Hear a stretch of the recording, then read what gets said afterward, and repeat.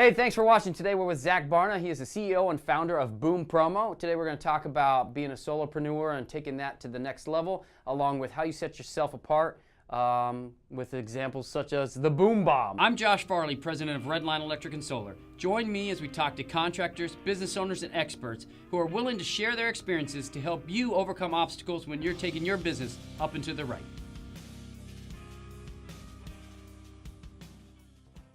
Zack, thanks for being here. Hey, thanks for having me. So tell us what you do and who you do it for. Yeah, BoomPromo, we've been around since 2007, so we're going 11 years. And we started out with just me as a solopreneur. I worked out of my house for the first 5 years of the business.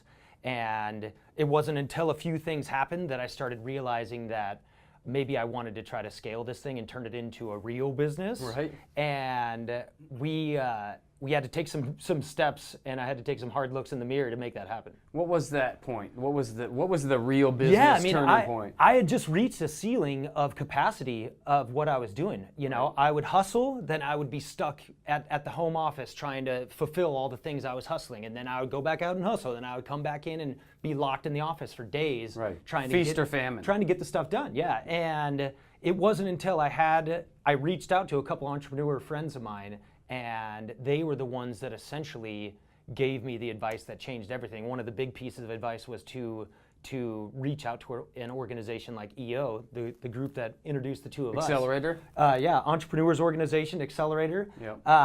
And get connected to people who are going through the same stuff. Like, I felt like my problems were so unique and they just weren't. And then the more I learned how normal the problems were, the more I felt empowered to change.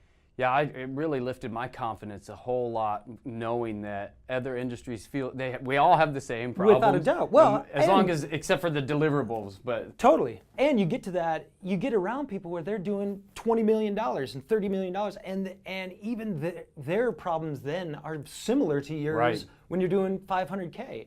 And so just finding that comfort in there and realizing, all right, maybe I'm capable of being an entrepreneur. And I felt like in those 5 years prior to that, I didn't refer to myself as an entrepreneur. Like, I was a dude selling shit and doing my best to hustle. Like, sometimes I still feel that way. I do. I feel the word entrepreneur very rarely comes out of my mouth. Yeah, I don't use it that often. I'm trying to get more comfortable because that's my own baggage. But there's not a lot of entrepreneurial spirit in selling and locking yourself in a room. Like, that isn't, I wouldn't deserve to be called one then. So getting to that point where I'm like, all right, I need to do something, and that requires getting way out of my comfort zone. So what was the next step?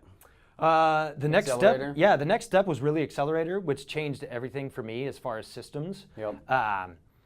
And reading and getting my shit together. I think the big hiccup people run into is that you're in the way. Like, I was in the way of everything, and not just systems-wise. Like, I was in the way mentality-wise and belief-wise and education-wise. Like, I was blocking things from getting better and being bigger because I wasn't really prepared to be better and bigger. So there was a lot of work in there. There's a lot of work. Let's talk about Accelerator. Like, I'd go to the events and I'd learn all the stuff that I should have known I wish I had known years ago, and now I'm like, oh, I need to do this. I come right back to the office, say, listen up, people. We're gonna just change everything. Yeah, I did the same thing. It got to where they would hide from me when after like the quarterly day. Yeah. Oh yeah. So now I just have to. After the quarterly days, I just don't come to the office. I was failing so much in the first year of Accelerator that I was questioning if I'm like built for this. Like, I would come home and just be like, I suck at being a business owner. Like, I suck at this, man. I'm good at selling stuff. I suck at all this other stuff because I'm coming back with 10 things I got to change, trying to change all of it, failing on every single front, and questioning, like, do I belong in that room? Like, I feel like I'm like the fraud pulling it off in the back, like squeaking by. And it wasn't until I really started zeroing in on what I wanted to change on a small scale that things changed, because you can't change everything at once. You need to pick teeny tiny things and just slowly work your way and be patient. It's hard to do, though. I feel like fraud all the time. Yeah. There's so many times I thought to myself, I'm a hell of an electrician. I'm just going to go back in the field and hire somebody to run the thing. And nobody will even know I own the place. I'll just be like the guy that does the work. And that is so funny. I just had a conversation with a guy. He's an old accelerator member, Patrick Fuller, if you know Patrick. Yeah. And he was talking about, I essentially said the same thing. I'm like, I envision one day someone else running the business. Right. And me just being like the tip of the spear on the sales end and just lining up huge relationships for the business. And that's my job because that's what I love to do. That can provide a lot of value for the business itself, Yeah. and especially if it can run without you. Yes. But it's a tough thing to admit when you don't actually have that person in there because then my team's kind of like, so you kind of agree that you suck at some of these parts of this. And I'm like, yeah, I do agree. So feel free to call me out on my bullshit and help me, man. Like I'm hiring you because I believe in you and I want you to do you. Yeah, so let's talk about how you get new customers. The Boom Bomb has evolved so much over the years, but it really comes down to figuring out who your target client is and only aim at them. Right. And when I say only aim at them, it means turning away everything else. And it's one of the things that we started doing 2 years ago that has changed the whole biz because we turn away business every single week. And what does that look like? We're trying to help marketing departments. I mean, that's our game. Our game is helping marketing departments solve problems and look great doing it. And if your company doesn't have a marketing department, we're not aiming at you. Right. If you're looking for 20 shirts for your crew that's doing an event this weekend, we're not aiming at you. Business cards? Business cards, we're not aiming at you. Right. You Is know? that stuff So, is that all yeah, stuff it's you stuff used that to we do? get asked. Yeah, it's stuff that we get asked because when you're a solopreneur, all business is new or all business is good business. So you're just grabbing everything you can. Oh yeah, shit. You need 100 business cards? I'll do that. Some $30 deal. Like, what are we doing? Like, it's insane to spend energy on that when there's other resources that do it faster and better. Sure. So we don't do it anymore. We're super aimed and we're looking for marketing departments. We're looking for a certain mentality of person. So you found your niche. We found them and we aim real hard at them. So our Boom Bomb project is essentially a custom backpack. It comes with Bluetooth headphones inside of it. It comes with a phone charger inside of it. It comes with like a cable splitter. And all of it is imprinted with their logo and their name. Right. So I'll take the director of marketing at XYZ company down let's take this big building over there. Director of marketing, I'll boom bomb her, and then I'll boom bomb the 2 account executives below her. So all 3 of them will get a backpack with their name, their logo. Our branding isn't on it, it's all about them. And then we just put them through a sequence after that of LinkedIn invite that same day that it arrives. We send them an email the same day that it arrives. We give it a day. We call them the next day after that. Gotcha. And we just have had response rates that are terrifyingly awesome. Like, I'm talking 70% plus responding to the email or to the phone call. That's not a close rate, but we've had some amazing conversations with people who are even turning us down, where they're saying, you know what, we have an awesome relationship. We've worked with them for 10 years. We have no intention of going anywhere else. We'll keep you on the short list. But this thing that you sent here made a huge impact. We love it. And so... And they'll remember that. Yeah, and they'll remember it. And so maybe that closes 3 years down the road. Maybe it closes 10 years down the road. Right. I don't know, but we're going to be here, you know? I just finished reading Giftology. And it's like... That guy's a master, man. Right. Yeah. So everything that I've sent out before, like we leave behind stuff, and we got our logo on. I'm like, after reading it, I'm like, yeah, what an idiot. Like, I don't want everybody's logo on this shit. We used to do the same thing, and I swear to God, a lady called and was like, "Hey, I got that package that you sent us," and we were like, "Oh, great, yeah, we reached out to you." She's like, "What am I supposed to do with this shit?" And I'm like, well, it's like a fancy like Hydro Flask water bottle, drink water out of it. I don't know. And she's like, yeah, but it has your logo on it. Like, I don't even know who you are. Why would I walk around with your logo on a bottle? And that kind of struck a chord of, we're doing this wrong, and we need to rethink what we're doing and how we're delivering it. Yes, it totally took me, because I started, after I read that, I started paying attention to what people leave and they come in, because we get salesmen all the time come in and they leave behind stacks of notepads and this With and their that, logo and on it's it. all their Yeah. logo. I'm like, I'm not going to use this. Like, I'm not going to advertise Totally. for you for free. Totally. And it totally hit home. I'm like, man, I need to change the way I've got. So now I'm in the process of figuring out what that is, but I know I've got a different direction to go to. Well, and our target, they love higher end valued items. So that's the other thing. Like, this thing has such a perceived value. It looks like it costs $500. Like, it looks You want brilliant. something that has has value. You don't want a cinema chopski. No. I don't even Tchotchke? Tchotchkes. Yeah, like, we try to what like is that? run away from that word. Typically, that is a Right. word that indicates someone who we're not aiming at. So we have like a list of these things because we like built a profile of who our human is. Sure. And so we'll take a lot of those words, tchotchke, trinket. One lady called and was like, "Yeah, we're looking to order some trinkets and trash." And I'm like, "Trinkets and trash?" She's like, "Yeah." Sounds What's like that? sounds Then like the a dollar store. Then I'm like, already my flags are going off. I'm like, I can't wait to redirect this lady to some other shop other than us. And then she's like, "Can you shoot me the info on the cheapest pen that you have?" And I'm like, "No, we can't. We don't even want to go down that road. Right. Here's another shop that can get you the cheapest thing you could find." Let's go back. Let's get off track. How did you build that client? Like, what is that robot? Like, what is that? Yeah, you know what? Like, let's walk through the process of that, because Totally. I think a lot of contractors, a lot of businesses don't know what their target market is. Yeah, and I mean, Or who that is. What we did is we stepped back and we analyzed all of our deals. We just do it on a weekly basis and analyze all of the deals and look at who are the clients that it's working and then who are the clients that it isn't. And then let's break out where we're making money. And what we were finding is all of the pain and the work was on clients where we're making hardly any money because they're spending very little money. Right. And so once we started seeing that line where I'm like, God, how come the $10,000 deal is so much smoother than the $300 deal? Right. And when you look at that data and then you look at the human beings attached to it, you're like, here is the human we want, this one. Right. Decisive, accountable, on their shit. Right. Here is the human we don't want. All over the map, not sure what they want, not sure when they need it, not even sure they're gonna order. They're just making a call because someone told them they need to give away the shittiest pens they can find, you know? So finding Trinkets trinkets and trash. Hey, Trinkets we're looking and for some trash. trinkets and trash. Like, this is trinketsandtrash.com. Just buy some shit that people will throw in the trash. Right. So it became apparent really fast. And I think with anybody who's been in business long enough, you can, if you did a weekly report and just looked at your list, you'd know, here's my pain, here's my jam, you know? And so we're just trying to stay in the jam. And we're still working on it every day. And we're still cutting clients every day. And we're still making mistakes. I mean, we have a mistake going on right now that we should have never even taken the project on.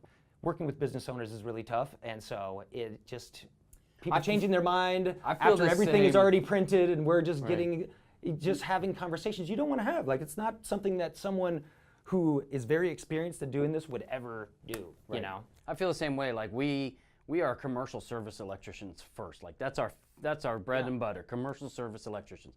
So we deal with property managers or facility managers, and we have no problem. You know, we have tickets, you know, that range from, you know, a few $100 to a couple $100,000, and there's just no emotion. It's just, hey, this needs to get done, let's do it. But if we get a call from, you know, Mrs. Homeowner down the street who wants to put in one ceiling fan, and it's just, oh my gosh, the work that's involved with holding the hands of that, it's just too much for us. Have you ever pondered? At the profit margin we're at. Totally. Have you ever pondered just cutting them? Yeah. Yeah. And we've done it. We've said, okay, we're not going to advertise to residential.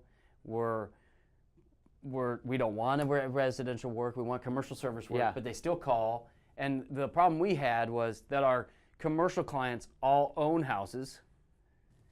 So they want us to do the work at their house. Yeah, and that one makes sense. So we do that. Yeah. But now we use it as fill-in. That people call in, we fill in, work with it. But if we're busy, we refer them to somebody that specializes in residential. Totally. Yeah, and we still do a lot of small jobs, but it's the mentality that matters. So we still do small jobs for clients with the right mentality that fit our profile. Sure. But it's the other ones that have just taxed us so much that getting rid of them has changed everything. So building a customer profile set that took you to a different level. Huge. Being able to say no to the ones that don't fit. Yes. I mean, because that's every entrepreneur struggles with saying no. Yeah, and me especially, because I'm a sales guy, and I have seen this company like almost slam in the ground so many times where it feels very weird to have someone reach out and me being like, we could do that, but we aren't going to. You know, that's strange coming out of my mouth. And I still struggle with it a little bit now. Still? Yeah, it's hard. It's Right. hard. My response is help. My response is, yeah, whatever you need. And then once you get slammed a few times, you're just like, oh my God, this is a. You're like, why do I keep feel, going back? It's the same thing with You that get lady better. that called. I feel a little trigger in the back of my mind that's like, nope, this one is gonna hurt you. Watch what's gonna happen. And so I'm just listening to that trigger more. And you got to practice. The more you do it, the better. Totally, You do. totally. Okay, so let's go back to the boombox. So Yeah. So that helps you get in the door with new clients. Yeah. What do you think contractors could do? If you can take targets, like we have target companies where we have a list of 50 businesses in Arizona that aren't our clients, but we feel can fit right in our profile. So if you can narrow targets like that, getting in front of them in any way, shape, or form you can, whether it's putting a product in front of them, whether it's some kind of digital piece that you're getting in front of them. Right.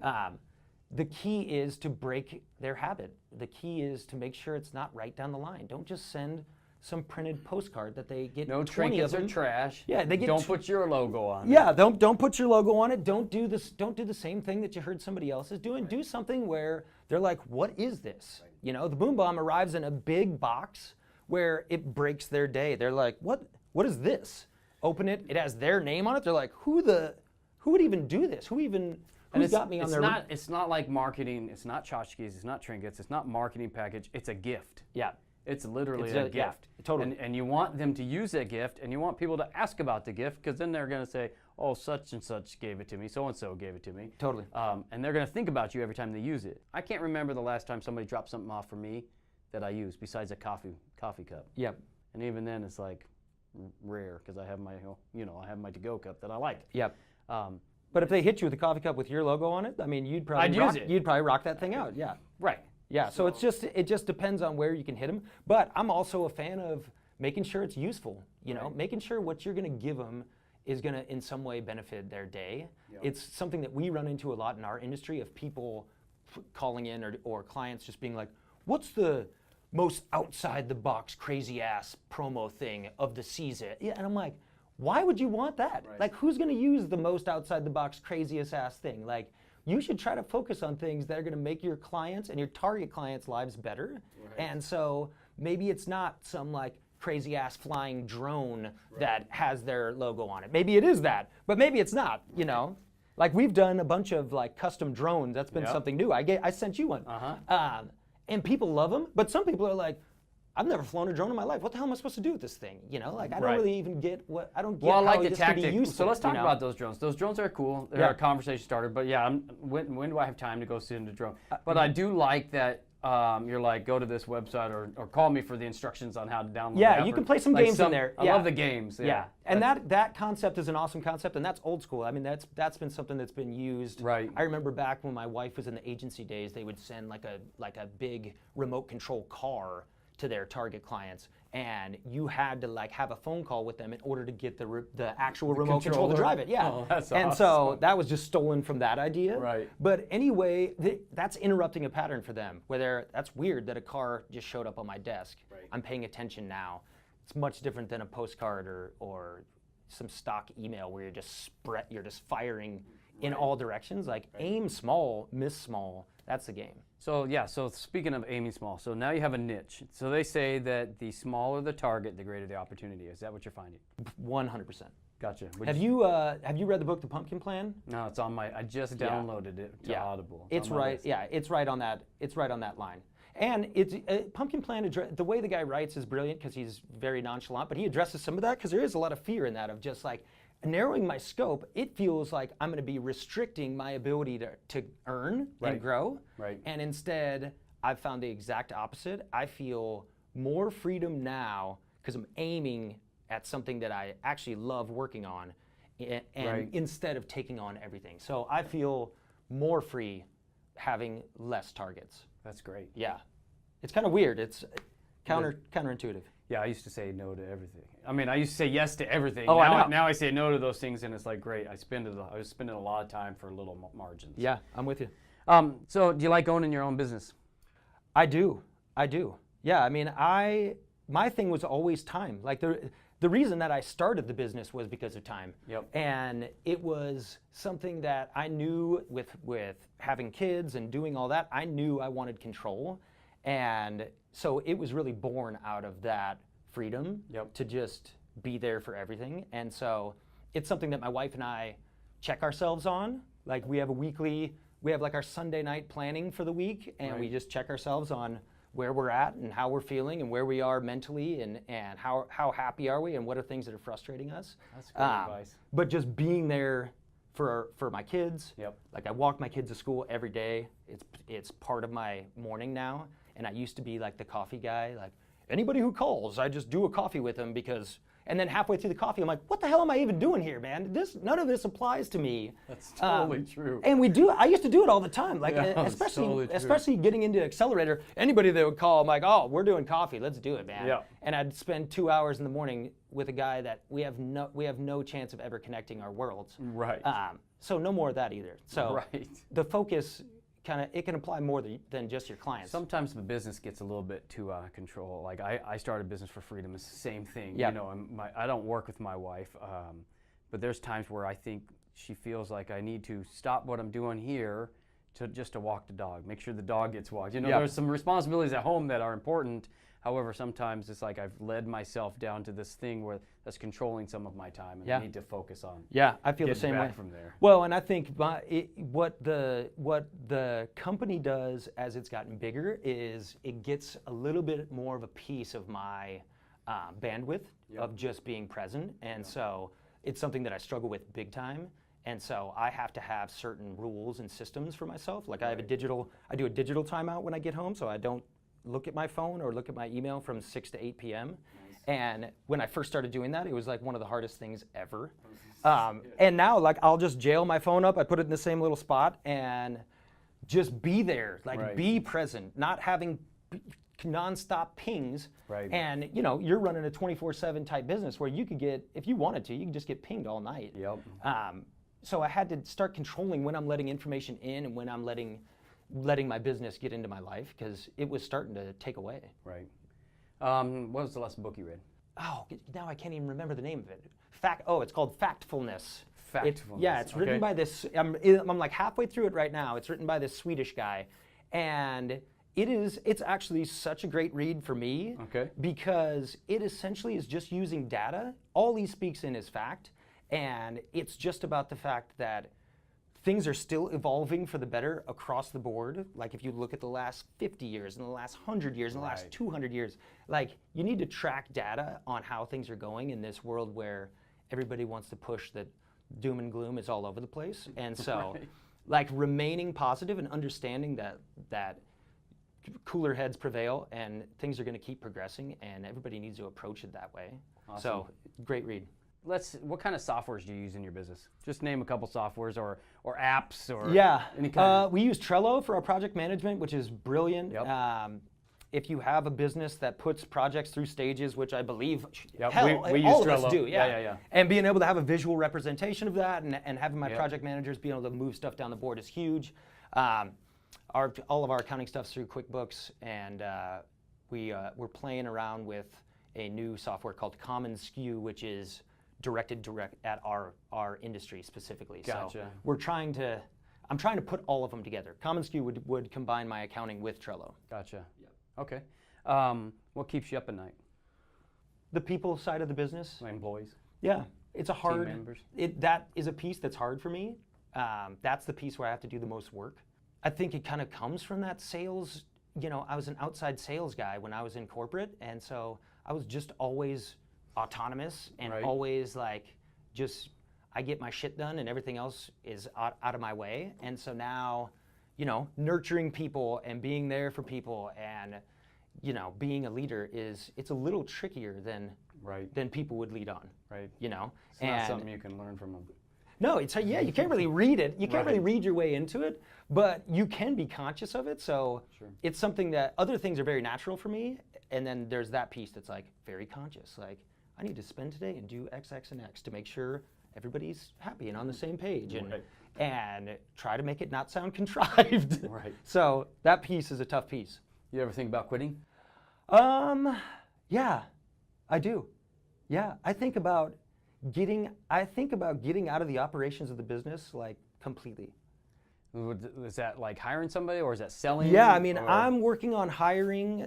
We're working on hiring someone right now that will effectively take me out of the operations of the business. So a leadership role. And and I will essentially kind of be the tip of the spear. I'm still going to have a lot of like the business side on the numbers and the reporting and everything. So I won't be totally gone, but it could be a change that's huge for me. Congrats. Yeah. Yeah. Kind of scary though. If you didn't do this, what would you do?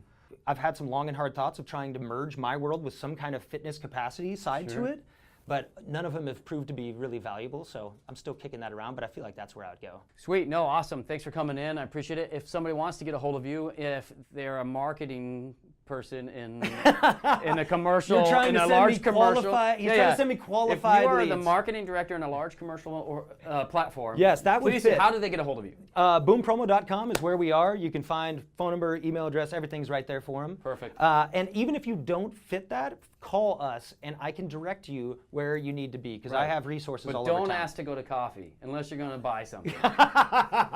Hey, thanks for coming in. Thanks, Josh. Hey, thanks for tuning in. If you like what we're doing here, subscribe to our podcast at iTunes, Google Play, or Stitcher, and to our YouTube channel to see more episodes. Go to upandtothe right.org to get all the links.